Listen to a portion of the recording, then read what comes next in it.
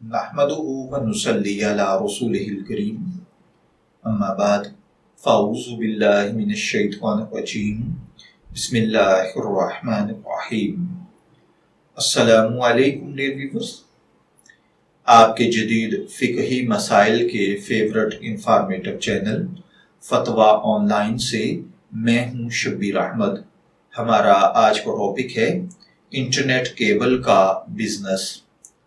ये मोहम्मद कामरान खान साहब हैं जो मर्दान से पूछते हैं कि जनाबे वाला, मैं एक ऐसे आदमी के करीब रहता हूँ जो एक रजिस्टर्ड इंटरनेट इदारा अपने पास चलाता है और हमारे मोहल्ले में ही ये बाज़ लोगों को ये अशकाल और एतराज़ है कि ये काम इंदशरा नाजायज़ व हराम है, क्योंकि इस पर बाज़ गलत वेबसाइट्स भी देखी जाती हैं जिसका गुनाह सहूलत देने वाले को पहुंचता है। और मेरे पास गुज़िश्ता दिनों कुछ तबलीगी हजरात भी तशरीफ़ लाए थे जो आकर मुझसे ये मशवरा कर रहे थे कि आया इस कारोबार को बंद करवा देना चाहिए और मैं अपने असर व रसूख को इस्तेमाल करते हुए इसको बंद करवा दूं, वरना मैं भी गुनाह कबीरा का जरिया बनूंगा। अब आप हजरात से ये पूछना है कि क्या उस आदमी का ये सहूलत देना जायज़ है या नहीं? क्या मुझे इसका कोई गुनाह होगा? क्या जो तबलीगी भाई हमारे पास आए उनकी बात दुरुस्त है?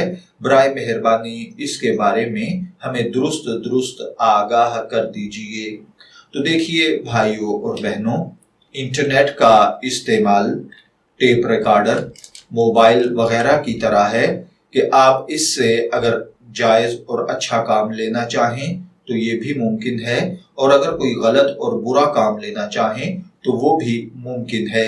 यानी बहैसियत कुल्ली अगर उस इंटरनेट बिजनेस को देखा जाए तो ये जायज़ और नाजायज़ दोनों तरह के इस्तेमाल इस पर मबनी नहीं है, बल्कि ये डिपेंड करता है यूज़र के ऊपर कि वो इसका यूज़ किस अंदाज में करता है। महज इंटरनेट की लाइन मुहैया करने वाले की आमदनी और काम को हराम कहना दुरुस्त नहीं है।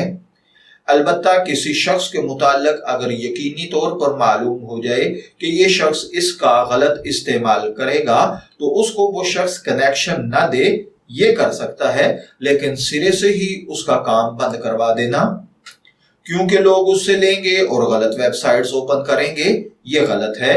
क्योंकि मोबाइल हर आदमी के पास मौजूद है, वो चाहे तो उसका पॉजिटिव यूज, वो चाहे तो उसका नेगेटिव यूज दोनों कर सकता है। तो अब इसकी वजह से मोबाइल बनवाना बंद कर दिया जाए या मोबाइल की खरीदो फरोख्त पर पाबंदी लगा दी जाए या मोबाइल की शॉप्स मार्केट्स को जला दिया जाए तो ये कोई अक्लमंदी की बात नहीं है। मैं दुआगो हूँ कि अल्लाह ताला हमें इन बातों को समझकर इनके मुताबिक अमल करने की तौफीक अता फरमाए। शब्बीर अहमद को इजाजत दीजिए, फिर हाजिर होंगे किसी नए टॉपिक के साथ। तब तक के लिए अल्लाह हाफिज।